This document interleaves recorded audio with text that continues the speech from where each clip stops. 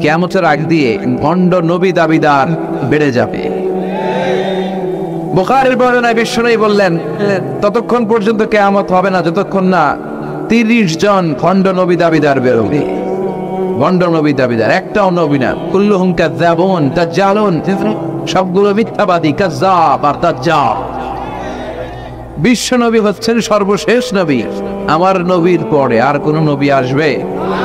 আমার রসুলের পরে আর কোন রসুল আসবে? এই কথাটা যারা মানবে না তার ঈমান থাকবে। মা কানা মুহাম্মাদুন আবা আহাদিম মির রিজালিকুম ওয়ালাকিন রাসূলুল্লাহি ওয়া খাতামান নাবিয়্যিন। মুহাম্মদ তোমাদের কোন ছেলেদের পিতা নয়, তিনি হলেন আল্লাহর রাসূল, তিনি হলেন শেষ রাসূল। খাতামান নাবিয়্যিন, সাইয়েদনা আদম থেকে শুরু করে নবী আসার যে ধারাবাহিকতা, এটা বিশ্ব নবীর মাধ্যমে এই চেইনটাকে কাট আপ করে দিয়েছে কে? আমার নবীর পরে কোনো নবী নাই। বিশ্ব নবী বলতেন, লা নাবিয়্যা বা'দি ওয়ালা রাসূলুল্লাহ, আমার পরে নবীও নাই, রাসূলও নাই, তবে লাউ কানা বা'দি নাবিয়্যুন লাকানা উমর, আমার পরে যদি কেউ নবী হতো আমার সাহাবী ওমর নবী হয়ে যেত। প্রভু তুমি বলেছো রাসূল দেবে না, বলনি দেবে না ওমর, বলনি দেবে না হামজা তারিক, খালিদ বিজয়ী সমর। প্রভু তুমি বলেছো রাসূল দেবে না, বলনি দেবে না ওমর, বলনি দেবে না হামজা তারিক, খালিদ বিজয়ী সমর। প্রভু তুমি বলেছো রাসূল দেবে না। সুবহানাল্লাহ পড়েন। ওমর ফারুক নবী হয়ে যেত, এমন কোয়ালিটি ছিল। আসাদুহুম ফি আমরিল্লাহি উমর, আল্লাহর আইন বাস্তবায়নের ক্ষেত্রে গোটা বিশ্বের মধ্যে সবচেয়ে শক্ত ছিলেন সাইয়েদনা উমর। আর এই উম্মতের মধ্যে সবচেয়ে নরম দিলের ছিলেন সাইয়েদনা আবু বকর। আরহামু উম্মতি বি উম্মতি আবু বকর। তিনি যখন নামাজে দাঁড়াতেন, সালাতে দাঁড়াতেন, উনি যখন তেলাওয়াত শুরু করতেন, ওনার কান্নার আওয়াজে তেলাওয়াতের আওয়াজ বুঝতে যেত। আর আমাদের নামাজে কান্না আসে? হ্যাঁ, নামাজে দাঁড়াইলেই সারাদিন যেটা মনে পড়ে ওটা নামাজে দাঁড়াইলেই মনে পড়ে। আছে না নাই? নামাজেও দাঁড়ায়, আবার বিপিএল এ কি হইলো ওই টেনশন আছে না নাই? নামাজও পড়ে, আবার বাসায় গিয়ে আউট। এখন তো আবার উনি কি এমপি না, মাননীয় এমপি মাশরাফি। এমপি বললে কেমন জানে লাগে? শুধু মাশরাফি বলতে ভালো লাগে, কথা কম। তো উনি কি আউট নাকি ছক্কা, এই টেনশন গুলো আছে না নাই? এই তো আমাদের নামাজ। এই নামাজগুলো মিজানের পাল্লায় উঠালে কোনো ওজন হবে? কথা বলেন। বিশ্বনবী যখন সালাত পড়তেন, বিশ্বনবীর পা গুলো ফুলে, হাত্তা তাতাওয়াররামু কাদামা, টিউমার যেমনি ফুলে থাকে, বিশ্বনবীর পা গুলো ফুলে যেত। তাহাজ্জুদ পড়তে পড়তে দাঁড়িয়ে থাকতে থাকতে হাত দুইটা প্যারালাইজড হয়ে যেত, আর নাড়াতে পারে না। এরপরে তিনি হাত ছেড়ে দিতেন প্রশান্তির জন্য। এরপরে হাত ছেড়ে দিয়ে কেরাত পড়তেন। আবার যখন ভালো লাগতো আবার পড়তেন। সুবহানাল্লাহ পড়া। আলী কারামাল্লাহু ওয়াজহার পায়ের ভেতরে এক যুদ্ধে তীর ঢুকে গেল। এই তীর টেনে বের করা যায় না, তীর টান দিলে উনি চিৎকার মারে, জখম হয়েছে অনেক ভিতরে। বিশ্বনবী বললেন, আরিহনা বিসসালাহ ইয়া বিলাল, আকিমিস সালাত, বেলাল আযান দাও, নামাজ শুরু কর। নামাজ শুরুর আগে আরেক সাহাবীরে বললেন, আলী যখন জামাতের কাতারে দাঁড়াবে, তুমি নামাজে না দাঁড়িয়ে আলীর পায়ের সামনে যে ওই পায়ের তীরটা টান দিয়ে বের করবা। সুবহানাল্লাহ পড়েন। একামত হলো, বিশ্বনবী সালাত শুরু করলেন। বিশ্বনবীর কথা অনুযায়ী ওই সাহাবী যে আলী কারামাল্লাহু ওয়াজহার পা থেকে টান দিয়ে তীরটা বের করে নিয়ে আসতেন, ফিনকি দিয়ে রক্ত বেরোলো, জায়গাটা রক্তে সয়লা, কিন্তু সাইয়েদনা আলী কারামাল্লাহু ওয়াজহার টেরি পায়নি। সালাত শেষ, উনি দেখেন পায়ের মধ্যে তীর নাই, রক্তের সয়লাব, যেখানে দাঁড়ালেন ওখানে খালি রক্ত। বিশ্বনবীরে বললেন, ও নবী আমার পায়ের তীর কই? বিশ্বনবী বললেন, আলী রে, আমি জানি তুমি যখন যায় নামাজের জন্য দাঁড়িয়ে যাও, দিন দুনিয়ার হুশ তোমার থাকে না, তোমার হৃদয়টা এখানে থাকে না, দেহটা এখানে থাকে, হৃদয়টা চলে যায় আল্লাহর আরশের উপরে। ওনাদেরও নামাজ, আমাদেরও নামাজ। সাহাবারা যখন মরুভূমিতে নামাজ পড়তেন, মরুভূমির পাখিগুলো এসে সাহাবাদের মাথার উপরে বসে যেত। পাখিগুলো মনে করতো এগুলো মরুভূমির খেজুর গাছটা সব। কি হবে? কারণ নড়ে চড়ে না তো, আমাদের মতো এরকম দাড়ি চুলকা না। এরকম জামা ঠিক করে না, দাঁড়াইছে তো দাঁড়াইছেই। সুবহানাল্লাহ পড়েন। তো ইবাদতে এরকম আন্তরিকতা, একাগ্রতার দরকার আছে না নাই? বিশ্বনবীর পরে কোন নবী হবে না, কিন্তু বিশ্বনবী বললেন কিয়ামত আগে এরকম অনেক ভণ্ড নবী দাবিদার বের হবে। বিশ্বনবীর সময়কালেই এক ভণ্ড নবী দাবিদার বের হয়েছিল, ওর নাম হচ্ছে মুসাইলামাতুল কাযযাব। এসে বলে, মুহাম্মদ আন-নবুওয়া নিসফুন লাকা ওয়া নিসফুন লি, তুমি একা নবী নও, নবুয়ত অর্ধেক তোমার অর্ধেক আমার, আমারটা আমারে বুঝায় দাও। বিষ্ণু বললেন, তোরে বুঝাই দেবো, আনতা লাস্তা মুসাইলামা ফাকাত আনতা মুসাইলামাতুল কাযযাব, আজ থেকে তুই শুধু মুসাইলামা না, তুই ভণ্ড মুসাইলামা, তুই মিথ্যাবাদী মুসাইলামা। বিশ্বনবীর পরে এরকম আলজেরিয়াতে অনেক ভণ্ড নবী দাবিদার বের হয়েছে। এই যে ভারতবর্ষের ইন্ডিয়া পাকিস্তান, এখানে পাঞ্জাব একটা এলাকা আছে, নাম শুনছেন? গোলাম মির্জা গোলাম আহমদ কাদিয়ানি, এই বেয়াদবটাও নবুয়ত দাবি করেছে। নাউজুবিল্লাহ পড়তে পারলেন না? সে প্রথমে দাবি করছে আমি শেষ নবী, এরপরে সে দাবি করছে আমি ইমাম মাহাদি, এরপর সে দাবি করছে আমি ঈসা আল মাসীহ। এই ভণ্ডটার অনুসারী বাংলার জমিনে আছে না নাই? এদেরকে রাষ্ট্রীয়ভাবে কাফের হিসেবে আখ্যা দেওয়ার দরকার আছে না নাই? এত আন্দোলন হয়, এত কথা হয়, কিন্তু সরকারের টনক নড়ে না। এদেরকে রাষ্ট্রীয়ভাবে কাফের হিসেবে ঘোষণা দিতে হবে, সার্কুলার জারি করে চিল্লায় বলেন ঠিক কি না? এরা মুসলমান নয়, কারণ আপনি শুধু লা ইলাহা মানলে মুসলমান হতে পারবেন না, মুমিন হতে পারবেন না। বিশ্বনবীর উপর সাক্ষী দেওয়ার দরকার আছে না নেই? বিশ্বনবী শেষ নবী, ওনার পরে কোনো নবীও আসবে না, কোনো রাসূলও আসবে না, চিল্লায় বলেন ঠিক কি না? এই বেয়াদবটা পায়খানা করতে যায় টাঙ্কি ভাঙ্গা বইয়ের টাঙ্কিতে বইরা মরছে, শত শত বছরের ময়লা পায়খানাটার মধ্যে জমা। গু খাইতে খাইতে পেটটা হয়েছে এত বড়, আর পারে না, আল্লাহকে খা, জনমের খাওয়া। নবীরা যেখানে মারা যায়, নবীরা নিজে পবিত্র, যেখানে মরে ওই জায়গাটাও, কিন্তু বেয়াদবটা কই মরছে? হ্যাঁ, বাথরুমের টাঙ্কির ভিতর। তো মেথর নিয়ে আসা হয়েছে, মেথর ভাইরা এসে রশি দিয়ে ওটার উঠায়, কিছু দূর ওঠার পরে এত ওজন, রশি টশি ভাঙ্গে আবার দশ করে পড়ে, আবার উঠায়, আবার পরে আল্লাহকে জনম মতো গু খাইয়া নেই। বিষ্ণুর সাথে বেয়াদবি করেছিস, তোর ইজ্জতের 12টা আমি বাজায় দিলাম, চিল্লা এখন ঠিক কিনা? যারাই বিষ্ণুবীর সম্মান নিয়ে ছিনিমিনি খেলেছে, তাদের রেহাই দুনিয়াতেও নাই, আখিরাতেও নাই। এই মুসাইলামা দুনিয়াতেই অপমানিত হয়েছিল। সে বিশ্বনবীকে নকল করত, কপি করত, বেয়াদবি করত, স্পর্ধা দেখাতো। বিশ্বনবী কোন গাছের মধ্যে হাত লাগালে ওই গাছের ফলন বেড়ে যেত। সে বলতো আমি নবী, তাহলে এলাকার লোকেরা বলে তাহলে বিশ্বনবী মুহাম্মদের মতো তুমি আমাদের এলাকার গাছে হাত লাগাও। সে কোনো গাছে হাত লাগাইলে ওই গাছের সব ফল মরে যেত। বিশ্বনবী কোন লোনা পানির কুয়ার ভেতরে অজু করে কুলির পানি ফেললে ওই লোনা পানির কুয়া মিঠা পানির কুয়াতে পরিণত হতো। আর এই বদমাসটা যদি মিঠা পানির কোন কুয়ার মধ্যে কুলি ফেলাইতো, ওইটা লোনা পানির কুয়া হয়ে যেত।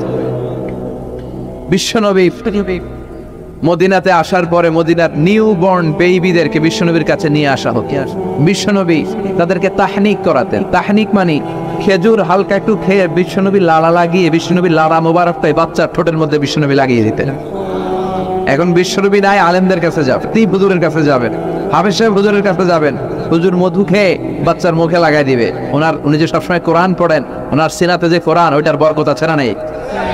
বিশ্বনবী তাহনিক করতেন, খেজুর খেয়ে ওই লালা মিশ্রিত খেজুর বাচ্চার মুখে লাগিয়ে দিতেন, আর বাচ্চার মাথায় হাত দুলিয়ে দিতেন। বিশ্বনবীর হাত মদিনার যে সমস্ত নবজাতক বাচ্চাদের মাথায় লেগেছে, বাচ্চাদের মাথার চুল বড় করে দিয়েছে কে? সেও বিশ্বনবীর মতো অ্যাক্টিং করতো। তার কাছে নবজাতক বাচ্চা নিলে সেও তাহনিক করতো। তাহনিক করার সাথে সাথে বাচ্চা বমি শুরু করে দিত। আর মাথায় হাত লাগায় দিলে মাথার চুল বাড়াতো, বড় কথা, আজীবনে বাচ্চাগুলো টাক মাথা থাকতো। কি করতো? টাক মাথা। তার মানে বেয়াদবির পরিণাম, অপমান দুনিয়া থেকেই শুরু হয়ে যায়। তো বিশ্বনবী বললেন এই ভণ্ডদের আবির্ভাব শুরু হবে। আমাদের এই সমাজে ভণ্ড আছে না নেই? দুদেল বান্দা কালমা চোর, না পায় শ্মশান না পায় গোর, দিন থাকিতে আইরে পথে ছাইড়া দে ভণ্ডামি, ভণ্ডামি ভণ্ডামি ভণ্ডামি, ছাইড়া দে ভণ্ডামি। নামাজ কালাম পড়ে না, ইবলিস শয়তানের নানা। আছে না এরকম? ইসলামের লেবাস লাগায়, দাড়ি রাখে, চুল বড় রাখে, জট পাকায় রাখে, রোজা নাই, নামাজ নাই, পরিচ্ছন্নতা নাই, আতর নাই, গোসল নাই, আছে না নাই? এরকম ভণ্ড পীর আছে না নাই? হক্কানি পীর যারা, তাদের বিরুদ্ধে আমার কোনো কথা নাই, কারণ এদেশে অনেক লক্ষ লক্ষ হিন্দুরা এই হক্কানি পীরদের হাতে হাত রেখে কালিমা পড়ে মুসলমান হয়েছে। তাদেরকে আমরা সাপোর্ট করি। আমাদের বিরুদ্ধাচারণ আর হুঙ্কার হচ্ছে ভণ্ডদের বিরুদ্ধে। এই দেশে এত ভণ্ড পীর, এই দেশে যত ভণ্ড পীর আছে অনেক দেশের জনসংখ্যাও এত নাই। কথা বলেন, অনেক ভণ্ড পীর আছে সারা বছর নাকি গোসল করে না, বছরে করে একবার, ওই গোসলের পানি মুরিদরা খায় সব সময়, আছে না নাই? এগুলোর সাথে আমাদের কোনো সম্পর্ক। বিষ্ণু বললেন এরকম ভণ্ডদের আবির্ভাব সমাজে হবে কিয়ামতের আগে। এই আলামতটা সমাজে আছে না নাই? দেখেন বিষ্ণুনবী যাই বললেন অক্ষরে অক্ষরে মিলে যায়। এরপরে বিষ্ণুনবী ফরমান কাসরাতুল হারাজ, কিয়ামতের আগে হারাজ বেড়ে যাবে। সাহাবারা বললেন ওমাল হারাজ ইয়া রাসূলুল্লাহ, হে নবী হারাজ কি? বিষ্ণুনবী বললেন হাদা হুয়াল হারাজ, হাদা হুয়াল হারাজ। কি বুঝলেন? মারামারি, কোপাকুপি, যুদ্ধ, আছে না নাই? আমরা কি যুদ্ধ চাই?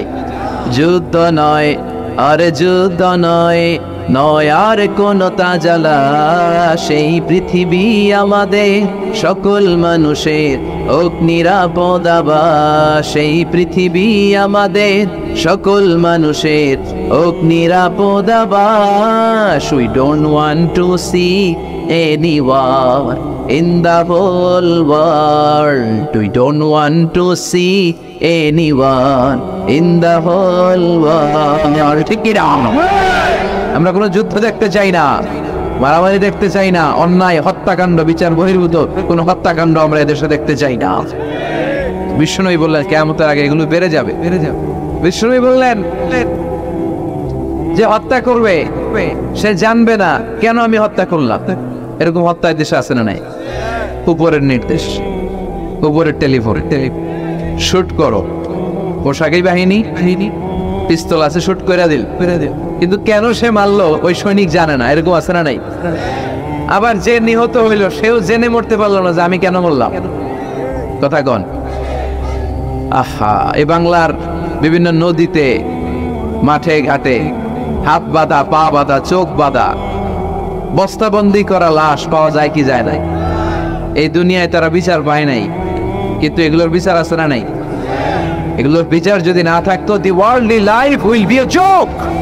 এই পৃথিবীটা একটা জোকিং হইতো, জোকিং, জোক করার জন্য আল্লাহ পৃথিবী বানায় না। যেগুলোর বিচার এই জমিনে আমরা পাই নাই, সেগুলোর বিচার আখিরাতে হবে। সেদিন হবে আসল বিচার, সেদিন হবে ফাইনাল খেলা। সেদিন হবে কি খেলা? বিশ্বাস হয়? অপেক্ষা আছে না নাই? সবগুলোর বিচার হবে ইনশাআল্লাহ। মনে আপনার জমি মেরে খাইছে, দুনিয়ায় বিচার পান নাই, আহকামুল হাকিমিনের বিচার আছে না নাই? আপনাকে অন্যায় ভাবে আঘাত করেছে, দুনিয়ার বুকে বিচার পান নাই, আখিরাতে বিচার আছে না নাই? বিষ্ণু বললেন এই মারামারিটা বেড়ে যাবে কিয়ামতের আগে। এখন দেখেন খালি মারামারি, কোপাকুপি। 2 টাকার টেম্পো ভাড়া লইয়া একজন আরেকজনের মারা ফেলাইছে। কয় টাকা? নাউজুবিল্লাহ পড়বেন না? আল্লাহ এই ফিতনা থেকে তুমি আমাদের বাঁচাও। এরপর বিষ্ণু বললেন দিয়াউল আমানা, কিয়ামতের আগ দিয়ে আমানতের খেয়ানত হবে। এটা আমাদের সমাজে আছে না নাই? বিষ্ণু বললেন কিয়ামতের আগ দিয়ে আমানতের খেয়ানত হতে থাকবে। ইদা দুইয়াতিল আমানাতু ফান্তাযিরিস সাআ। সাহাবারা প্রশ্ন ছুড়ে দিলেন, ইয়া রাসূলুল্লাহ মাতা সাআ, কখন কিয়ামত হবে? বিষ্ণু বললেন ইদা দুইয়াতিল আমানা, যখন আমানতের খেয়ানত হবে তখন কিয়ামত হবে। সাহাবীরা আবার প্রশ্ন ছুড়লেন কাইফা ইদাআতুহা ইয়া রাসূলুল্লাহ, হে নবী আমানতের খেয়ানত কেমন করে হবে? বিষ্ণু বললেন ইদা উসিদাল আমরু ইলা গায়রি আহলিহি ফান্তাযিরিস সাআ, যে লোকটা যেই চেয়ারে বসার যোগ্য নয় তাকে যখন ওই চেয়ারে বসিয়ে দেওয়া হবে তখনই কিয়ামত হয়ে যাবে। এরকম আমানতের খেয়ানত তো বুঝবারে নাই। ধরেন একজনকে আপনারা প্রধান বক্তা হিসেবে দাওয়াত দিলেন, জানে না কোরআন, জানে না হাদিস, জানে না বক্তৃতা, এটা কিয়ামতের আলামত না? এটা আমানতের খেয়ানত না? এই দেশের শিশু বক্তা আছে না নাই? কথা কন। আহা, এদিকে আর কি মানুষ হয়েছে? শিশু বক্তা হইলে 3 গুণ হবে, বিল্ডিং টিল্ডিং ভাঙ্গা, প্যান্ডেল ম্যান্ডেল খুললা, অবস্থা সারা। এত মানুষ ও যে কি বলে ও নিজেও জানে না, কি যে জানে না ওইটাই জানে না। সবকিছুর একটা বয়স আছে, তোমাকে পড়াশোনা করতে হবে, তোমাকে ডিগ্রি অর্জন করতে হবে, তোমাকে জানতে হবে, তোমাকে বিশ্লেষণ করার, অ্যানালাইসিস করার ক্ষমতা রাখতে হবে। ছোট বাচ্চা যদি মুরব্বির মতো কথা বলে আমরা এটা বেয়াদব বলি। আপনারা বই করে কি বলেন? বেয়াদব। পাশে খতিব সাহেব হুজুর, এখানে হাফেজ সাহেব হুজুর, এখানে ইমাম সাহেব হুজুর, এখানে কামিল মাদ্রাসার প্রিন্সিপাল, এখানে জগৎ বিখ্যাত মুহাদ্দিস, আর সে বেয়াদবের মতো পায়ের উপর পা তুলে আঙ্গুল নাড়িয়ে নাড়িয়ে কথা বলে। এটা কিয়ামতের আলামত। এগুলো বন্ধ করেন, এগুলোর সাথে ইসলামের সম্পর্ক নাই। যারা কোরআনের কথা জানে, যারা আলেম, তাদেরকে দাওয়াত করেন, জ্ঞান গর্ভ আলোচনা করবো। আপনার জীবনকে উজালা করে দিবে কে? কিন্তু লোক জড়ো করার জন্য এগুলো করে। আহা, তাফসীর মাহফিলের ভিতরে এই শো অফ, খালি লোক দেখানো মানসিকতা। কে আসলে বেশি লোক হবে এরা দাওয়াত কর। মাহফিল হইলে এরা লাগবে, ওরে লাগবে, এরা লাগবে। আমগো অবস্থা হালুয়া টাইট। 15,000 দাওয়াত ইনভাইটেশনের মধ্য থেকে 90টা প্রোগ্রাম রেখেছে এই বছর। 15,000। এটা কিয়ামতের আলামত না? সুবহানাল্লাহ কয়। আর এটা কিয়ামতের আলামত কেন? আমারও লাগবে কেন? আপনার এলাকায় মুহাদ্দিস নাই, আপনার এলাকায় মুফাসসির নাই, মিজানুর রহমান আজহারীকে লাগবে কেন? মিজানুর রহমান আজহারী যেখানে সুযোগ হবে 2-4 জায়গায় প্রোগ্রাম করবে। এখন তো ইউটিউবে সব দেখা যায় যে এত চ্যানেল, অনেক মাহফিলে এত শ্রোতাও নাই।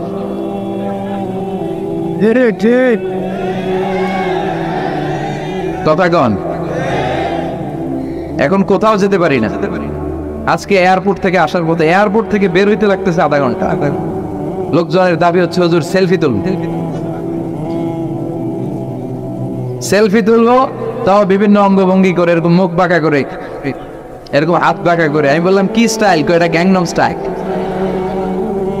আসলে নাই তো এগুলো লৌকিকতা যেন না হয়। এটা তো দিনের দাওয়াতের একটা সেক্টর, একটা প্ল্যাটফর্ম। এখানে উইগরের যিনি সবচেয়ে বড় খতিব সাহেব হুজুর, উনি আসলেই চলবে।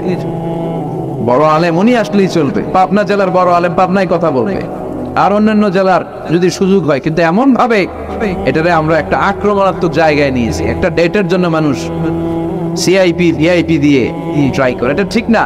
এই টেন্ডেন্সি থেকে আমরা যেন বেরিয়ে আসি। আমরা, আমাদের দরকার ইখলাস। কি দরকার? ইখলাসের বড় অভাব। আবার মাহফিলে গেলে আমাদেরকে অনেক ক্রাইটেরিয়া দেয়, বলে হুজুর আপনার কিন্তু আজকে কাঁপাইতে হবে। আমি আসছি কোরআন থেকে কথা বলতে, এখানে কাঁপাকাঁপি হলে তো ভূমিকম্প হয়ে যাবে। কথা বলেন। আবার বলে হুজুর আপনার কিন্তু আজকে জমাই দিয়ে যাইতে হবে। কি করতে হবে? জমাইতে হবে। তো এগুলোর সাথে ইখলাসের কোনো সম্পর্ক আছে? আবার বলে হুজুর কেউ যেন না ওঠে, আপনার কিন্তু ধরে রাখতে হবে। মানে আমনে করে সবাইরে ধরে রাখতে হবে, পাও ধরে থাকেন। এগুলোর সাথে হেদায়েতের কোনো সম্পর্ক, এজন্যই তো সমাজে হেদায়েত নাই। মাহফিলের পরে মাহফিল হয়, ফজরের নামাজটা ঠিক মতো হয় না। হেদায়েত শূন্য, হেদায়েত নাই, ইখলাস নাই। কি উদ্দেশ্যে শুনতেছি এটা যেন খেয়াল করে আমল করতে পারে, এই টেন্ডেন্সিটা নাই। আসুন আমরা একটু থামি, স্টপ, থামেন। অনেক হয়েছে, আর না। ইসলাম কি বলে, কি শিখাতে চায়, কি বোঝাতে চায়, ওইটা বোঝার চেষ্টা করেন, ওইভাবে মানার চেষ্টা করেন। কে কি বললো দেখার দরকার নাই, এত লোক জড়ো হওয়ার দরকার নাই। আজকে যদি চ্যানেল একটাও না থাকতো, 10 জন বসে যদি আমার কথা শুনতো, কোনো সমস্যা আছে? কথা বলেন। এজন্য হেদায়েত তো সবচেয়ে বেশি জরুরি, ইখলাসটা জরুরি। আল্লাহর প্রতি ভয়, আস্থা, ভালোবাসা, এটা বেশি জরুরি। আল্লাহ তুমি ইখলাস দিয়ে আমাদের হৃদয়টাকে পূর্ণ করো। তাহলে এই যে লোক যে চেয়ারে বসার যোগ্য না, ওই লোক যদি ওই চেয়ারে বসে, কিয়ামতের আলামত আছে না নাই? চেয়ারম্যান হওয়ার যোগ্যতা যদি না থাকে, যদি চেয়ারম্যান হয়ে যায়, হ্যাঁ, সাইয়্যিদুল কওমি খাদিমুহুম, নেতা হবে তারা যারা মানুষকে খেদমত করবেন। খেদমত করার জন্য 1.5 কোটি টাকা খরচ করে চেয়ারম্যান ইলেকশন করে, 5 কোটি টাকা। এগুলো কেন? এই ট্রেডিশন দেশে আসলো কেন? উনি টাকা খরচ করবে কেন? ওনার চা খাওয়া দাওয়া, সিগারেট খাওয়া লাগবে কেন? উনি তো আমাদের খাদেম হওয়ার জন্য আসছে। উনি জনপ্রতিনিধি হয়ে দাঁড়াবে, যাকে আপনারা পছন্দ করবেন ভোট দিবেন না। হাজার হাজার কোটি টাকা, শোডাউন, সব আছে না নাই? কিয়ামতের আলামত। মসজিদের সভাপতির সাথে মসজিদের কোনো সম্পর্ক নাই, আছে না নাই? সব সভাপতিকে আমি এক পাল্লায় মেপে দিচ্ছি, বেশিরভাগের এই অবস্থা। ভালো 2-1 আছে, আমি জেনারেলাইজ করছি না। সভাপতি তো হবেন যিনি, যার সাথে মসজিদের দরদ বেশি, মায়া বেশি, মসজিদে যায় বেশি, ঠিক কি না? এখন বছরের না একবারে খুঁজে পাওয়া যায় উনি সভাপতি, উনি সেক্রেটারি, উনি ক্যাশিয়ার, আছে না নাই? তার মানে উনি এখানে বসার যোগ্য ছিল না, ওনারে বসানো হয়েছে। যেই লোক যেই চেয়ারে বসার যোগ্য না, তারা যখন ওই চেয়ারে বসিয়ে দেওয়া হবে, বিষ্ণু বললেন তখনই কিয়ামত হয়ে যাবে। কিয়ামতের আলামত আমানতের খেয়ানত, এটা অনেক বড় বিষয়। আমার সম্পদ আছে, এই সম্পদটা আল্লাহ দেয় আমার কাছে আমানত। আমার শক্তি আছে, এই শক্তি আমানত। যুবক যারা আছো, তোমাদের যৌবনটা আল্লাহর দেয়া তোমাদের কাছে সবচেয়ে বড় নেয়ামত এবং আমানত। তোমরা এখন চাইলে অনেক কিছু করতে পারো। তোমাদের একটা সদিচ্ছা তোমাদের এলাকাটারে জান্নাতি বানিয়ে দিতে পারে। তোমরা চাইলে সাগরের স্রোতকে পাল্টে দিতে পারো, বাতাসের গতিকে উল্টে দিতে পারো। তোমরা ইতিহাস রচনা করতে পারো। বিষ্ণুনবী যখন তোমাদের মতো যুবক ছিল, তিনি হালাফুল ফুদুল যুব সঙ্গ করেছেন। গানের কনসার্ট করে নাই, যাত্রাপালা করে নাই, নাচানাচি করে নাই। উনি হাতে হাত রেখে বলেছেন মক্কার বুকে কোনো টেন্ডারবাজি থাকবে না, মক্কার জমিনে কোনো চাঁদাবাজি থাকবে না, ধর্ষণ থাকবে না, মক্কার জমিনে কোনো দুর্নীতি চলবে না। যুবকদেরকে নিয়ে উনি এই কাজগুলো করেছেন। এখন একটার পর একটা আমানত আমরা খেয়ালত করে চলি। আমার সম্পদ আমার আমানত, আমার ছেলে মেয়ে আমার আমানত। আমার ছেলে কার সাথে মিশে, ও ডিশের কোন চ্যানেল দেখে, ওই ইউটিউবে কোন সাইট ব্রাউজ করে, এটার ব্যাপারে কিয়ামতের দিন আমার জিজ্ঞেস করবে কে? কারণ এটা আমানত। যিনি চেয়ারম্যান, পুরো ইউনিয়ন পরিষদ তার কাঁধে আমানত। যিনি এমপি, ওনার এলাকায় কি ঘটে না ঘটে এটা খোঁজ খবর নেওয়া তার আমানত। মেম্বার অফ দ্য পার্লামেন্ট যিনি আছেন এই এলাকার, তার এলাকায় যদি ইয়াবার আড্ডা বসে, গাঞ্জার আসর বসে, এটার তার দায়ভার তিনি এড়াতে পারেন না। তার এলাকায় ধর্ষণ হলে এটার দায়ভার তিনি এড়াতে পারেন না। এটা তো আমানত। যিনি মন্ত্রী, পুরো মন্ত্রণালয় এটা তার কাছে আমানত। যিনি মাননীয় প্রধানমন্ত্রী, আমার 56,000 বর্গ মাইলের প্রতিটা ইঞ্চি মাটি তার হাতে আমানত। এটা অনেক বড় বিষয়। আর মুমিনের বৈশিষ্ট্য হচ্ছে ওয়াল্লাযীনা হুম লিআমানাতিহিম ওয়া আহদিহিম রাউন। যারা বিশ্বাসী তারা কথা দিয়ে কথা রাখে আর আমানতের খেয়ানত করে। এজন্য আমানত পূর্ণ করতে রাজি আছেন? যেখানেই আমানত নষ্ট হবে সেখানেই কিয়ামতের ভয় আছে না নাই? দেখেন বিশ্বনবী কত চমৎকার করে দার্শনিকের মতো বলে গেলেন, যাই বলে গেলেন তার পুরোটাই সমাজের সাথে মিলে যায়। আমরা যেন আমানতের খেয়ানতকারী না হই, আমরা যেন আমানতকে সংরক্ষণ করতে পারি। আল্লাহ তুমি তৌফিক দাও। এরপর বিষ্ণু বললেন তাতাউন ফিল বুনিয়ান, কিয়ামতের আগে বড় বড় টাওয়ার বানানোর প্রতিযোগিতা শুরু হয়ে যাবে। আছে না নাই? আজকে নারায়ণগঞ্জে ঢুকে, এটা যে নারায়ণগঞ্জ, এটা আমি চিনতেই পারতেছি না। এত সুন্দর হাইওয়ে, এত বিল্ডিং, বিশাল বিশাল টাওয়ার। আগে ছিল এগুলো? কথা বলেন। আরব বিশ্বে দেখবেন বুর্জ আল খলিফা, জমজম টাওয়ার, এই টাওয়ার ওই টাওয়ার, একটার পর একটা টাওয়ার। বিশ্বনবী বললেন কাবার পাশে যে পাহাড়গুলো আছে, শুনতেছেন? মনোযোগ আছে? কষ্ট হচ্ছে না তো? কাবার পাশে যে পাহাড়গুলো আছে, কাবার পাশে টাওয়ারের উচ্চতা যদি পাহাড়ের চেয়ে উঁচু হয়ে যায়, জেনে রাখো কিয়ামত বেশি দূরে নাই, কিয়ামতের ছায়া তোমার উপরে ছায়া দিচ্ছে। এখন মক্কা শহরের পাহাড়ের চেয়ে হাইট বেশি এরকম বিল্ডিং আছে না নাই? কাবা ঘরের পাশেই তো একটা আছে, জমজম টাওয়ার, 120 তলা উঁচু।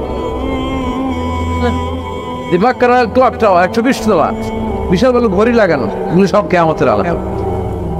ওর 5 তলা, আমার লাগবে 10 তলা। ওর 2টা গাড়ি আছে, আমার লাগবে 4টা গাড়ি। ও তাহাজ্জুদ পরে আমারও তো পড়তে হবে, ওই টেনশন নাই। ওর মেয়ে হেজাব পরে, আমার মেয়েটারা হেজাব পড়াবো, ওই চিন্তা নাই। ওর ছেলে নামাজে যায়, আমার গাঞ্জা খোট্টারও নামাজে বানাবে, এই টেনশন করে না। খালি সম্পদ কেমনে বাড়াবে, দুনিয়াবি চিন্তা। এই পৃথিবীটা একটা ধোঁকা। বুইগরের ভাইরা, এই পৃথিবীটা একটা ধোঁকা। একটু থামেন, sit down and think about death. মৃত্যু সম্পর্কে ভাবেন। The most certain thing in our life is death. আমাদের জীবনের সবচেয়ে সুনির্দিষ্ট নিশ্চিত বিষয়টা হচ্ছে মরণ। মরা লাগবেই, চলে যেতে হবে, ঠিক কিনা? তো এই দুনিয়ার মায়াজালে আটকে পড়ে আমরা আখিরাতকে, মৃত্যুকে বেমালুম ভুলতে বসেছি। বিশ্বনবী বললেন কিয়ামতের আগে মানুষের টেন্ডেন্সি হবে, মানুষ বড় বড় ইয়াতাতাওয়ালুনা feel বুনিয়ান, people will start to compete constructing high rises building in the cities. সমাজে বড় বড় টাওয়ার বানানো শুরু করে দেবে। এটা আছে না নাই? এরপর বিশ্বনবী বললেন যুহুরুন নিসা আল কাসিয়াত আল আরিয়াত আল মাইলাত আল মুমিলাত, কিয়ামতের আগে পোশাক পরিহিতা নেকেড উলঙ্গ নারীদের সংখ্যা বেড়ে যাবে। বুইগরে মাশাআল্লাহ সব পর্দা মেনটেন করে, আশা করি। হ্যাঁ, স্থানীয়রা পর্দা করে, আলহামদুলিল্লাহ, আল্লাহ তুমি কবুল করো। কিন্তু গোটা বাংলাদেশের দৃশ্য কি বুইগরের মতো? না, ভয়ঙ্কর। বিষ্ণু বলেন কাসিয়াত আল আরিয়াত আল বাইলাত আল মুমিলাত, পোশাক পরিহিতা উলঙ্গিনী, মানে বোরকাও পরবে, বোরকাওয়ালি, মানে তিনি বোরকা পরেন কিন্তু টাইট ফিটিং বোরকা, আছে না নাই? তো এতে আপনি, আমার মায়েরা, আমার বোনেরা, আমি আপনাদেরকে সবসময় সম্মান দিয়ে কথা বলার চেষ্টা করি, একটু বোঝেন। এই যে আপনি টাইট ফিটিং এর বোরকাটা পরলেন, এতে লাভটা হলো কি? আপনার দেহের উঁচু নিচু ভাঁজ টের পাওয়া যায়, আপনার সৌন্দর্য প্রকাশ পেয়ে যায়। হেজাব আল্লাহ এমনি এমনি দেয় নাই, যার সম্মান বেশি ওটার প্যাকেট বেশি। কথা কন, ডায়মন্ডের আংটি ওই রাস্তার মধ্যে বিক্রি করে না, স্বর্ণের আংটি না, ওইটা স্পেশাল মার্কেটে বিক্রি করে। কোনো মার্কেটের সামনে পুলিশ রাইফেল নিয়ে দাঁড়ায় থাকে না, কিন্তু স্বর্ণ মার্কেটের সামনে রাইফেল আছে না নেই? ভিতরে স্পেশাল সিকিউরিটি আছে না নেই? গ্লাস ফিটিং করা, ওইখানে সিকিউরিটি আলাদা, স্পেশাল লকার আছে না নেই? কারণ এটার দাম বেশি, তাই এটার পর্দা বেশি, প্যাকেট বেশি। সুবহানাল্লাহ পড়েন। নারীদেরকে তো ইসলাম মর্যাদা দিয়েছে। বিষ্ণু বলেছেন দুনিয়া কুল্লুহা মাতা ওয়া খায়রু মাতা'আদ দুনিয়াল মারআতিস সালিহা, দুনিয়ার সব হলো সম্পদ, আর এই সব সম্পদের মধ্যে সবচেয়ে দামি সম্পদ হচ্ছে নেককার নারী। এদের পেটগুলা খনি। এই নেককার নারীগুলো যদি হেজাব মেনটেন করে, এই পেটগুলো থেকে আল্লাহ ওয়ালা বেরোবে, নাজমুস সাকিব বেরোবে, কারি আহমদ বিন ইউসুফ আল আজহারি বেরোবে, বড় বড় মুফাসসিরে কোরআন বেরোবে। আর যদি হেজাব না করে, জি বাংলা স্টার জলসা নিয়ে মশগুল হয়ে থাকে, হ্যাঁ, টেন্ডারবাজ, চাঁদাবাজ, ডাকাত, এগুলো বেরোবে। ওজনে কম দিবে, খাদ্যে ভেজাল দিবে, মাছে ফরমালিন দিবে, গাঞ্জার টাকার জন্য লাথি মেরে মারে ঘর থেকে বের করে দিবে। এজন্য নারীরা, আমার বোনেরা, আপনারা অনেক সম্মানিতা, নিজেদের সম্মান সম্পর্কে সচেতন হন। এই হেজাব আপনার অধিকার।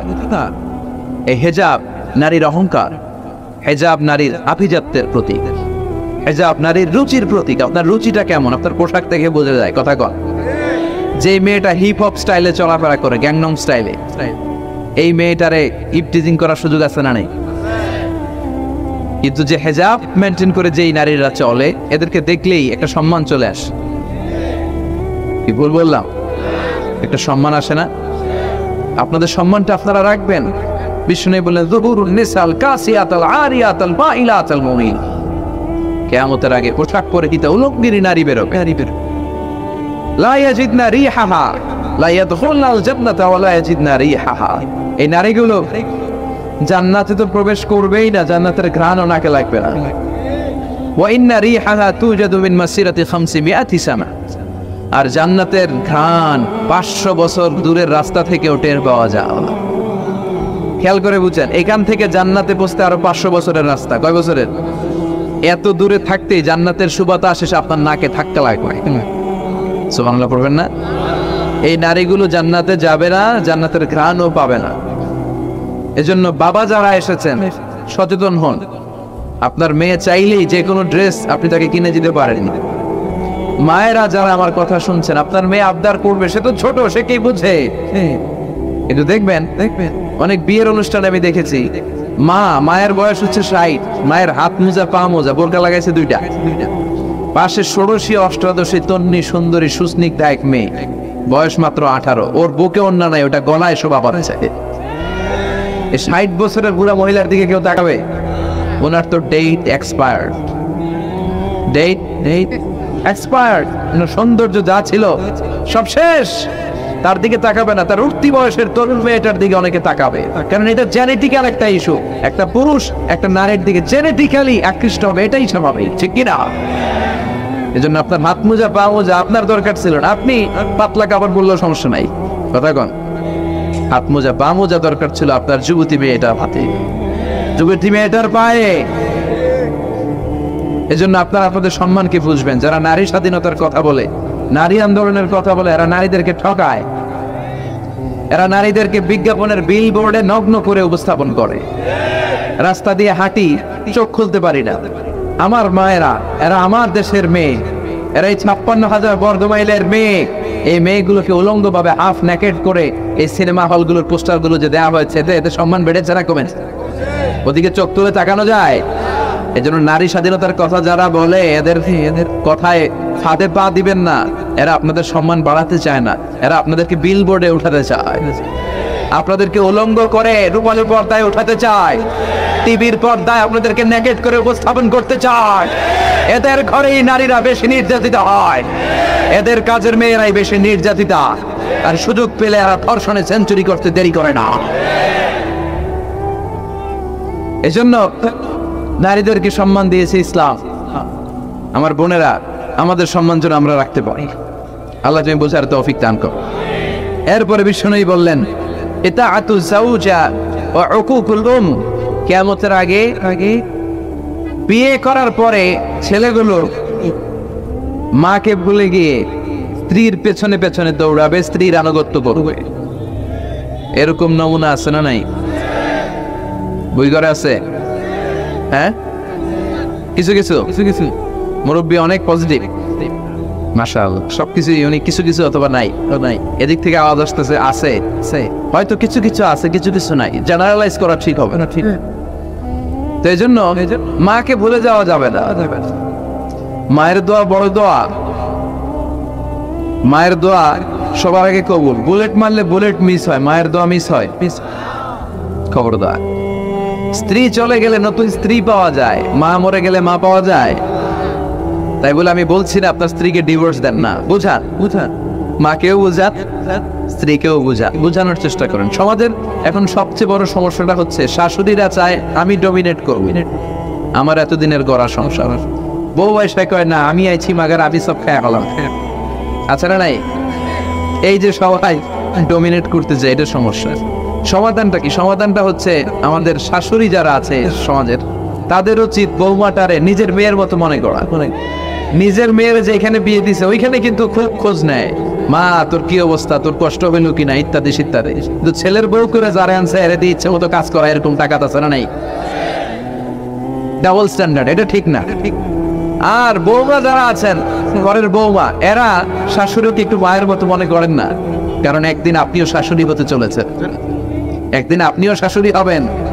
রং ধরা যৌবন জং ধরে শেষ, আপনারও ছেলে হবে, এই ছেলের বিয়ে করাতে হবে, এই ছেলের বউ এসে আপনার ঘরে তাই করবে আপনি আপনার শাশুড়ির সাথে যা যা করেছেন। এই ছোট্ট হিসাবটা বুঝতে চায় না। শাশুড়ির উচিত বৌমাকে নিজের মেয়ের মতো করে আদর করা, যত্ন করা। বৌমাদের উচিত শাশুড়িকে মায়ের মতো সেবা করা। এই মিউচুয়াল আন্ডারস্ট্যান্ডিংটা থাকলে কোনো ঘরে আর ঝগড়া হবে? শাশুড়ি বৌমা, আল্লাহ সবাই তুমি কবির করো। তো কিয়ামতের আগে মারে ভুলে যাবে, মাকে ভুলে গিয়ে স্ত্রীর পেছনে পেছনে দৌড়াবে। খবরদার, খবর। আপনি নামাজি হতে পারেন, মুসল্লি হতে পারেন, হাজী সাহেব হতে পারেন, কিন্তু মা যদি বদদোয়া দেয় আপনার সব শেষ, দুনিয়াও শেষ, আখিরাতও শেষ। মায়ের মর্যাদা বাবার চেয়ে 3 গুণ বেশি। হামালাত ছুঁড়ে বহু, কারণ বাবা পেটে ধরে নাই, পেটে ধরছে কে? ওয়াহানান আলা ওয়াহান, 8 মাস 10 মাস এই বোঝাটা বাবা বহন করে নাই, করলো কে? ফিসালুহু ফি আমাইন, 2 বছর বাবা দুধ খাওয়ায়নি, দুধ খাওয়ালো কে? মায়ের এক ধার দুধের দাম কাটিয়া গায়ের চাম, বাপস বানাইলেও ঋণের শোধ হবে না, এমন দরদি ভাবে কেউ হবে না আমার মাহাগু। ঠিক কিনা? ঠিক। লাউ কাতাআতা জিলদাক, আপনার গায়ের চামড়া কেটেও যদি মায়ের পায়ের জুতা বানিয়ে দেন, কি বানিয়ে দেন? কি দিয়ে? গায়ের চামড়া দিয়ে। এই যে 2 বছর যে দুধ খাইলাম, এই দুধের 1 ঢোক দুধের সুদটাও আদায় হবে না। এজন্য খবরদার, মাকে যেন আমরা ভুলে না যাই। মা দোয়া করতে দেরি, ওই দোয়া কবুল হতে। আমরা ছোটবেলায় যে কত কষ্ট দিয়েছি, সবচেয়ে বেশি কষ্ট যখন দিয়েছি মাকে, ওই স্মৃতিগুলো আমাদের মনে পড়ে না। আপনার বয়স যখন 1 বছর, আপনি স্মৃতি হাতরে এত দূর যেতে পারবেন? 1 বছর বয়সে কি কি কষ্ট দিয়েছিলেন মনে আছে? মানুষের বয়স যখন 2, 3, 4 হয়, 4-5 বছর বয়সে তখন তার কথাগুলো খেয়াল থাকে। কিন্তু সবচেয়ে কষ্ট কিন্তু মাকে বাবাকে আমরা দিয়েছিলাম যখন আমাদের বয়স 1-2 বছর ছিল। আর মায়ের পেটের ভিতরে যখন ছিলাম তখনও কষ্ট দিয়েছি কি দেই নাই? এক একটা লাথি যখন মেরেছি আমার মা বেহুশ হয়ে যেত। আমাকে আপনাকে জন্ম দিতে যে আপনাদের মা কতটা কষ্ট করেছেন খেয়াল করে শুনুন। চিকিৎসা বিজ্ঞানীরা বলে একজন সুস্থ মানুষ 45 ইউনিট পেইন মানে ব্যথা একসাথে সহ্য করতে পারে। ব্যথার তীব্রতা সিভিয়ারনেস যদি এর চেয়ে বেড়ে যায় হয়তো লোকটা বেহুশ হয়ে যাবে, না হয়ে মরে যাবে। কিন্তু আমার আর আপনার মা আমাকে আর আপনাকে জন্ম দিতে যে ওই ডেলিভারি যখন দিয়েছিল 57+, 57 ইউনিটেরও বেশি ব্যথা তিনি সহ্য করেছিল। যেটা কোনো অ্যাক্সিডেন্টে আমাদের দেহে প্রত্যেকের 206টা হাড্ডি, কোনো সড়ক দুর্ঘটনায় আপনার দেহের 20টা হাড্ডি একসাথে টাস টাস করে ভেঙে গেলে যত ব্যথা তার চেয়েও বেশি ব্যথা। যেন খবরদার মাকে যেন আমরা ভুলে না যাই। মায়ের দোয়া যেন নেই। কখনো যদি মায়ের সাথে বেয়াদবি করে থাকি আমরা যেন মাফ চেয়ে নেই। রাজি আছি তো যুবকেরা? রাজি আছি সবাই? কাজী নজরুল ইসলাম খুব সুন্দর করে বলেছেন, মসজিদেরই পাশে আমায় কবর দিও ভাই, ঠিক কিনা?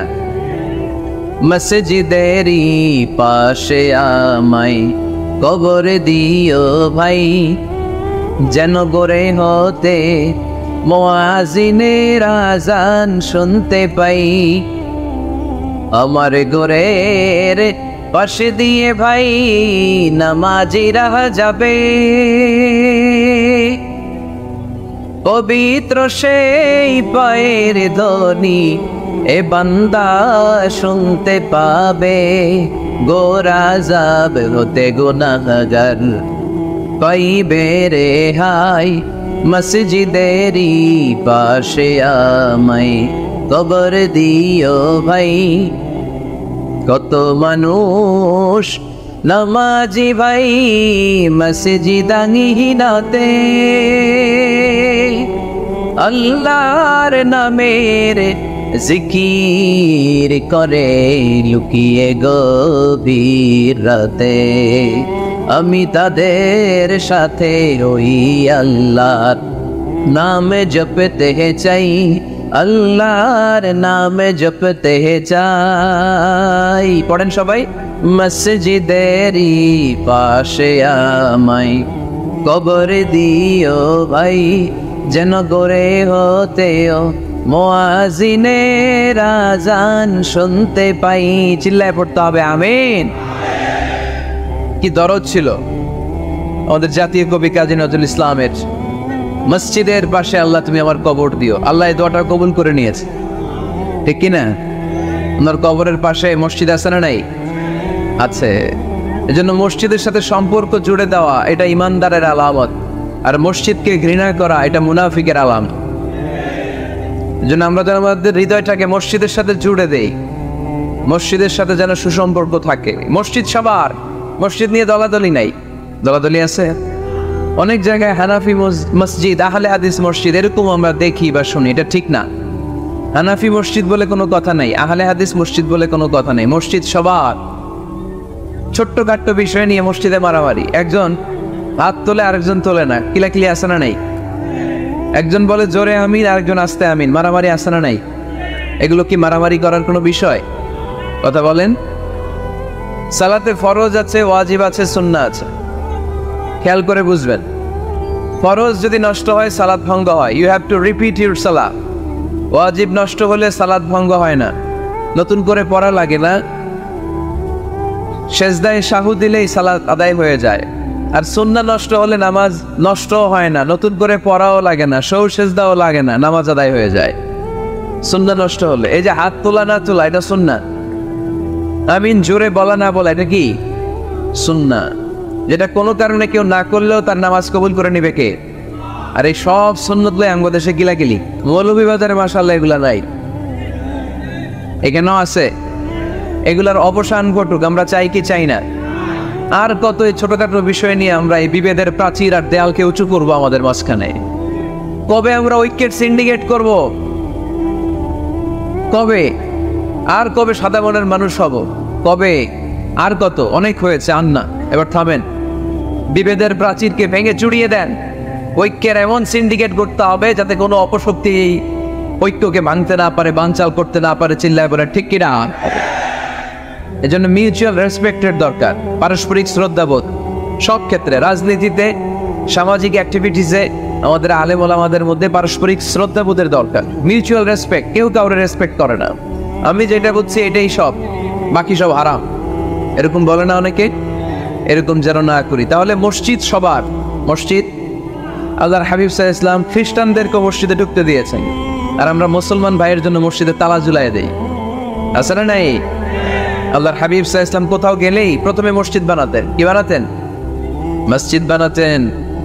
মক্কা থেকে হিজরত করে মদিনায় আসলেন, কোবায় থাকলেন কয়েক সপ্তাহ। কোবা পল্লীতে তিনি মসজিদ বানালেন, মসজিদ কোবা। ওখানে প্রতি শনিবার কেউ যদি ওযু করে ওখানে যে 2 রাকাত নামাজ পড়ে, একটা কবুল ওমরার সওয়াব আল্লাহ তাআলা তার আমলনামায় দিয়ে দেয়। মসজিদে কোবা বানালেন। তারপরে মদিনায় এসে মসজিদে নববী বানালেন আল্লাহর হাবিব সাল্লাল্লাহু আলাইহি ওয়াসাল্লাম, মসজিদে নববী। এটা ছিল আল্লাহ রাসূল সাল্লাল্লাহু আলাইহি ওয়াসাল্লামের বৈশিষ্ট্য। কোথাও গেলেই তিনি মসজিদ বানাতেন, মসজিদে নববী। হায় রে, এখন তো কত সুন্দর মসজিদ আমরা দেখি, আমরা যে সালাত পড়ি। আল্লাহর হাবিব সাল্লাল্লাহু আলাইহি সাল্লামের সময় এই মসজিদে নববী কি এরকম ছিল? কথা বলেন। ফ্লোর ছিল বালুর ফ্লোর। কিসের ফ্লোর? আমাদের মসজিদের ফ্লোর কিসের? টাইলস। আর আল্লাহ রাসূল সাল্লাল্লাহু আলাইহি ওয়াসাল্লামের মসজিদে নববীর ফ্লোর কিসের? কথা বলে না তো, আওয়াজ করে উত্তর দেন না কেন? কষ্ট হচ্ছে? দুপুরে খাইছেন না সবাই? কেন খান নাই কেন? রোজা রাখছিলেন? হ্যাঁ, ফজর বাদে আইছি। আচ্ছা ঠিক আছে, ঠিক আছে। আচ্ছা আচ্ছা, সাউন্ড নাই, কথা শোনা যায় না? তো এটা শুনলা কেমনে? জিজ্ঞেস করলাম কথা শোনা যায় না, কয় না। তো এটা শুনলা কি করে? মানে অল্প শোনা যায়, তাই তো? একটু পরে আমার বিদায় ঘন্টা বাজবে, আমি চলে যাব। এই তোমরা ডিস্টার্ব করতে করতে আমার সময় শেষ। তোমরা ডিস্টার্ব করলে তোমাদের লস। আমি আমার টাইমের 1 মিনিটে বেশি যেতে পারবো না, কারণ এখানে আসরের সালাতের আজান শুরু হয়ে যাবে, এরপরে কোনো কথা নেই। আর বক্তব্য লম্বা করা এটা বেদাত। এই বেদাতকে আমি সুন্নাতের মধ্যে আনতে চাচ্ছি। একটা সময়ে একেবারে কমায় নিয়ে আসবো। এত প্রোগ্রামও আমি করতে চাই না। আমি ঘোষণা দিয়েছি আগামী বছরে সারা বাংলাদেশে আমার প্রোগ্রাম হবে 50টা। কয়টা? 50টা। এরপরের বছর 30টা, এরপরের বছর 20টা। বিভাগীয় প্রোগ্রাম করলেই চলবে আমার। এক এক বিভাগে যে 2 দিন 3 দিন খালাস। এত দরকার নেই, এত লম্বা চূড়ার বক্তব্যের দরকার নেই। আধা ঘন্টা চুপ করে শোনেন, কয়েকটা মেসেজ ড্রপ করি, take it with you to your home, then practise and apply in the society. নিয়ে যান, আমল করেন, সমাজে কাজে লাগান। সমাজটা আলোকিত করে দিবে কে? খুতাবুকুম তাওয়িলা সালাওয়াতুকুম কাসীরা। আল্লাহর হাবিব সাল্লাল্লাহু আলাইহি ওয়াসাল্লাম বললেন, কিয়ামতের একটা আলামত, কিয়ামতের আগে তোমাদের বক্তব্য হয়ে যাবে লম্বা, সালাত হয়ে যাবে খাটো। সালাতের পরে তাসবিহ পড়তে চায় না লোকটা, ব্যস্ত, মহা ব্যস্ত, সুপার বিজি। কোত্থেকে আসলে এই ব্যস্ততা? আপনি রবের সাথে মুনাজাত, না যা ইউনাজি মুনাজাত, আপনার রবের সাথে একাকী নীরবে কথা বলতে মনে চায় না আপনার? তাই তো তাড়াতাড়ি কিসের? ধীর স্থির হন, একটু স্থির হন, একটু মনোদৈহিক প্রশান্তি অর্জনের চেষ্টা করেন। সব সময় ব্যস্ত, ধাক্কাধাক্কি, উচ্ছৃঙ্খলা, এগুলো আমাদেরকে শেষ করে দিয়েছে। এজন্য লম্বা চোরা বক্তব্য ঠিক না। বক্তব্য শুনতে আমাদের ভালো লাগে, আমল করতে ভালো লাগে না। বক্তব্যটা শেষেই সিগারেট ধরায়, আছে না নাই? মাহফিল শেষেই বিড়ি ধরায়, কয় চমৎকার ওয়াজ করছে হুজুরে। ওয়াজটা সেরকম হয়েছে, অনেক কণ্ঠ সুন্দর হুজুরের। এতদিন ইউটিউবে দেখছি, আজকে সরাসরি দেখাইছি, আছে না নাই? তো কি লাভ হয়েছে? লাভটা হয়েছে কি? এই যে মাহফিল শেষে বিড়িটা ধরাইলেন আর গেলেন, কোনো লাভ হয় নাই। এগুলো থেকে বেরিয়ে আসতে হবে। বছরের পর বছর আমাদেরকে শিখানো হয়েছে একভাবে, কেউ এই পরিবর্তনের আওয়াজ তোলে নাই। আওয়াজ আপনাকে তুলতে হবে। আওয়াজ তোলার জন্য এত মানুষ লাগে না, আপনি একাই যথেষ্ট। আপনি দাঁড়ান না সামনে, দেখবেন আপনার সামনে কেউ টিকে থাকতে পারবে না, ঠিক কিনা? কিন্তু আপনার শক্ত সিদ্ধান্ত লাগবে, পরিবর্তনের জন্য শক্ত মানসিকতা লাগবে, যে আমি পরিবর্তন করতে চাই। We have to change. যুগ জামানা পাল্টে দিতে চাই না অনেকজন। এক মানুষই আনতে পারে জাতির জাগরণ। এক মানুষই বিপদকালে বাঁচায় কাফেলায়, ক্ষুদ্র ডিঙ্গি বাঁচায় জাহাজ অসীম দরিয়ায়। এজন্য আপনার শক্ত সিদ্ধান্ত পারে আপনার মৌলভীবাজারটাকে দেশের শ্রেষ্ঠ জেলা, শ্রেষ্ঠ থানা হিসেবে আল্লাহর কাছে কবুল করতে, ঠিক কিনা? এজন্য লম্বা চূড়া আলোচনা ঠিক না। ছোটখাটো অল্প কয়েকটা মেসেজ নিয়ে যেতে পারলেই that's enough. One of the minor signs before the day of judgment, your Islamic lectures will be very longer. And your salah 5 times a day will be shorter. কিয়ামতের আগে বক্তব্য লম্বা, নামাজ খাটো, তাসবিহ পড়ে না, ব্যস্ত, মহাব্যস্ত। এই মহাব্যস্ততা ছাড়েন, কোরআন সুন্নাহর দিকে ফিরে আসেন। বরকত দিবে কে? বিশ্বনবীর মসজিদে নববীর ফ্লোর বালুর ফ্লোর ছিল, আমাদের ফ্লোর টাইলস। আল্লাহর হাবিব সাল্লাল্লাহু আলাইহি ওয়াসাল্লামের মসজিদে বালি নিচে, এই বালিতেই নামাজ পড়তেন। বৃষ্টি হলে কাদামাটি হয়ে যেত, কাদামাটিতেই সেজদা করতেন। সেজদা করলে কাদার মাটি আল্লাহর হাবিব সাল্লাল্লাহু আলাইহি ওয়াসাল্লামের নাকে আর কপালে লেগে যেত। তিনি সালাম ফিরিয়ে সাহাবাদের দিকে মুখ ফিরিয়ে বসলে দেখতেন প্রতিটা সাহাবীর নাকে আর কপালে কাদার মাটি মিশে আছে। তার মানে প্রিয় নবী সাল্লাল্লাহু আলাইহি ওয়াসাল্লামের মসজিদে নববী ছিল কাঁচা, কিন্তু মুসল্লি ছিল পাকা। আমাদের মসজিদগুলো হয়েছে পাকা, কিন্তু মুসল্লি কাঁচা, ঠিক কিনা? ফজরের সালাতে মানুষ নাই। ইমাম সাহেব আছেন কে কে এলাকায়? দেখি ইমাম, মসজিদের ইমাম, মাশাআল্লাহ। আপনাদের এখানে মসজিদে ফজরের নামাজে কয় কাতার হয়? 5 জন 6 জন। কেনে এত কম? কেনে? হ্যাঁ, আসে না, আসতে চায় না লোকজন। তো এই যে 5-6 জন ফজরের সালাতে, কল্পনা করতে পারেন ফজরের জামাতে লোক যায় না, এটা একটা মহামারী।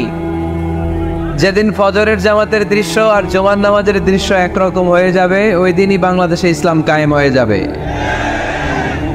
এখন স্লোগান তুলে বিপ্লব বিপ্লব, ইসলামী বিপ্লব। আর ফজরের সময় আমি কম্বলের ভিতরে, আছে না নাই? কোনো বিপ্লব হবে না। ফজরের নামাজ জামাতে পড়ুন, সকালটারে বরকতময় করে দিবে কে? আল্লাহর হাবিব সাল্লাল্লাহু আলাইহি ওয়াসাল্লামের মসজিদ ছিল সবার জন্য উন্মুক্ত, এখানে সবাই আসতে পারতেন। এজন্য মসজিদ হবে সবার। আমরা মসজিদের আবাদকারী হতে চাই। এজন্য রাব্বুল আলামিন বলেন, ইন্নামা ইয়া'মুরু মাসাজিদাল্লাহি মান আমানা বিল্লাহি ওয়াল ইয়াউমিল আখির ওয়া আকামাস সালাতা ওয়া আতাজ যাকাতা ওয়া লাম ইয়াখশা ইল্লাল্লাহ فعسى أولئك أن يكونوا من المهتدين সুবহানাল্লাহ পড়েন। রব্বুল আলামিন বললেন মসজিদের আবাদকারী হবে তারা যারা আল্লাহর প্রতি ঈমান আনে, আখিরাতের প্রতি ঈমান আনে, যারা সালাত কায়েম করে, যারা যাকাত আদায় করে, যারা দুনিয়ার কাউকে ভয় পায় না, ভয় পায় একজনকে। চিল্লায় বলেন তিনি কে? যাদের হৃদয়ে আছে আল্লাহর ভয়, তারা কবু পথ ভুলে যায় না। আল্লাহর প্রেম ছাড়া এই দুনিয়া কারো কাছে কোনো কিছু চায় না, ঠিক কিনা? তাহলে যারা মসজিদের আবাদকারী এরা ভয় পায় একজনকে, চিল্লায় বলেন তিনি কে? মসজিদের আবাদকারীদের প্রথম গুণ, তারা আল্লাহ বিশ্বাস করে, তারা আখিরাতে বিশ্বাস করে, তারা সালাত কায়েম করে, তারা যাকাত আদায় করে, তারা আল্লাহ ছাড়া পৃথিবীর কাউরে ভয় পায় না। আল্লাহ বলেন ফাআসা উলাইকা আইয়াকুনু মিনাল মুহতাদিন, আশা করা যায় তারাই হলো হেদায়েতের রাস্তার উপরে আছে, ঠিক কি না? তারাই মসজিদের আবাদকারী, যারা মসজিদে যায়, সালাত আদায় করে। এখন মসজিদের আবাদকারী আপনি হতে চান, আপনি মসজিদে যান না, আপনি আবাদকারী হতে পারবেন? মসজিদের অনেক সভাপতি আছে, মসজিদে যায় না, আছে না নাই? মৌলভীবাজারে এই সমস্যা বোধহয় নাই। মসজিদের সেক্রেটারি মসজিদে যায় না, আছে না নাই? তাইলে হইলো, এটা হইলো, এটা মেনে নেওয়া যায়? এজন্য সভাপতি সাহেবরা, আপনি কষ্ট করে মসজিদ বানিয়েছেন, মসজিদে যাবেন। সভাপতি সাহেব আপনি মসজিদে যাবেন, সেক্রেটারি সাহেব আপনি মসজিদে যাবেন, তাহলে আপনি সঠিক মসজিদের আবাদকারী হবেন, ঠিক কিনা? আমরা মসজিদের আবাদকারী হতে চাই ইনশাআল্লাহ। পড়েন উমরানুল মাসাজিদ। মসজিদের আবাদ কি করে করতে হয়? মসজিদ আবাদ করার 1 নম্বর মাধ্যম হচ্ছে মসজিদ নির্মাণ করা। কি করা? নির্মাণ করা। খেয়াল করবেন, আল্লাহর হাবিব সাল্লাল্লাহু আলাইহি ওয়াসাল্লাম বলেছেন, মান বানা মসজিদান মিন মালিহি ফিদ দুনিয়া বানাল্লাহু লাহু বাইতান ফিল জান্নাহ। যে ব্যক্তি নিজের পকেটের টাকা খরচ করে দুনিয়াতে মসজিদ বানায়, আল্লাহ তাআলা তার জন্য জান্নাতে ঘর বানায়। 60টা জিনিস মানুষ মরে যাওয়ার পরে তার কবরে পৌঁছতে থাকে। ইন্না মিম্মা ইয়ালহাকুল মুমিন মিন হাসানাতিহি বা'দা মাউতিহি। মানুষ মরে যাওয়ার পরেও যে 60টা জিনিস তার কবরে পৌঁছায়, তার মধ্যে একটা হচ্ছে মসজিদান বানাবু। সে যে মসজিদ বানিয়ে গিয়েছে, ওই মসজিদের সওয়াব। সুবহানাল্লাহ পড়ে। আপনি টাকা দিয়ে মসজিদ বানিয়ে দিলেন, ওই মসজিদে মুসল্লিরা নামাজ পড়ে, রোজাদাররা এসে ওখানে ইফতার খায়, তাহাজ্জুদ আদায়কারীরা তাহাজ্জুদ পড়ে, তাদের সওয়াবের কমতি হবে না, কিন্তু তাদের সওয়াবের একটা পার্সেন্টেজ সওয়াব যে ব্যক্তি মসজিদ বানালো তার আমলনামায় আল্লাহ ঢুকিয়ে দেয়। এজন্য বেশি বেশি মসজিদ বানাতে রাজি আছেন তো? তাহলে মসজিদ আবাদ করার প্রথম মাধ্যম হচ্ছে মসজিদ বানানো। 2 নম্বর মাধ্যম হচ্ছে মসজিদে যে জামাতে সালাত আদায় করা। জামাতে সালাতুল জামাআ তাফদুলু সালাতাল ফারযি বি27 দারাজা। ঘরে নামাজ পড়লে একা একা পড়লে যেই সওয়াব, জামাতে পড়লে 27 গুণ বেশি সওয়াব। সুবহানাল্লাহ বলতে পারলেন না? হে নামাজি আমার ঘরে নামাজ পড়ো আজ, দিলে মে তোমার চরণ তলে হৃদয় যায় নামাজ। হে নামাজি আমার ঘরে নামাজ পড়ো আজ, দিলে মে তোমার চরণ তলে হৃদয় যায় নামাজ। পড়েন আল্লাহু আকবার।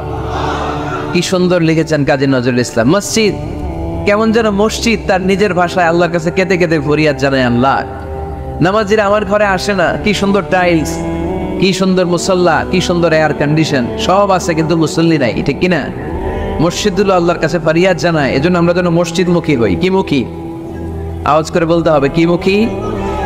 মসজিদমুখী। তাহলে মসজিদ আবাদের 1 নম্বর পদ্ধতি মসজিদ বানানো। 2 নম্বর মসজিদে বেশি বেশি যে জামাতে সালাত আদায় করা। 3 নম্বরে মসজিদের সাথে সম্পর্ক জুড়ে দাও, হৃদয়টা যেন সবসময় মসজিদের সাথে লেগে থাকে। আল্লাহর হাবিব সাল্লাল্লাহু আলাইহি ওয়াসাল্লাম বললেন, সাবআতুন ইউযিল্লুহুমুল্লাহু ফি যিল্লি ইয়াওমা লা যিল্লা ইল্লা যিল্লু। 7 শ্রেণীর ব্যক্তিকে আল্লাহ তাআলা কিয়ামতের দিন আরশের নিচে ছায়া দিবে, যেদিন আল্লাহর আরশের ছায়া ছাড়া কোনো ছায়া পৃথিবীতে থাকবে না। সেই দিনটা কি এই দিনের মতো? কিয়ামতের দিনটা আজকের এই দিনের মতো হবে? 50,000 বছর হবে। এটা লেন্থ, এটা ডিউরেশন।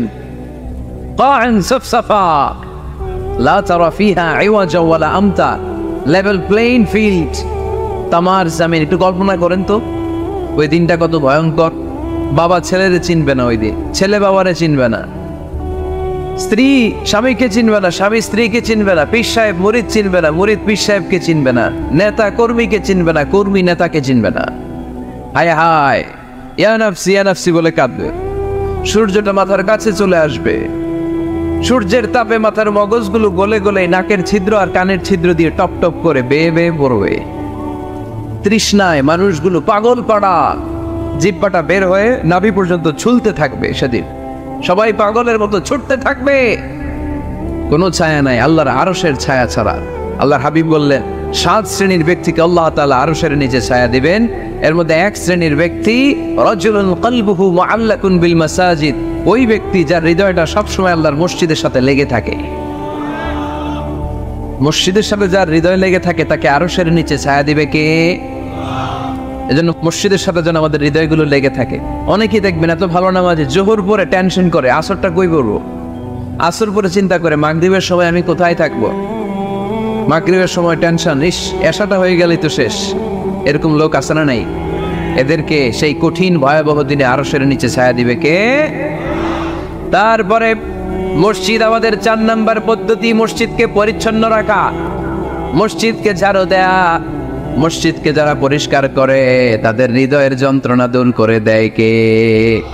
সাইয়েদনা ইব্রাহিম আলাইহিস সালাম এবং ইসমাঈল আলাইহিস সালামকে আল্লাহ তাআলা আদেশ করেছেন, তাহহিরা বাইতিয়া লিত-তাইফিনা ওয়াল আকিফিনা ওয়ার রুকআই সুজুদ। এই ইব্রাহিম ইসমাঈল বাপ বেটা দুইজন মিলে মসজিদ ঝাড়ু দাও। কি ঝাড়ু দাও? মসজিদেরি ঝাড়ু বড়দার ও কমারে হাত শোনো আমারে মুনাজাত। পড়েন, শোনো শোনো ইয়া ইলাহি আমারে মুনাজাত, শোনো আমারে মুনাজাত। পড়েন আমিন।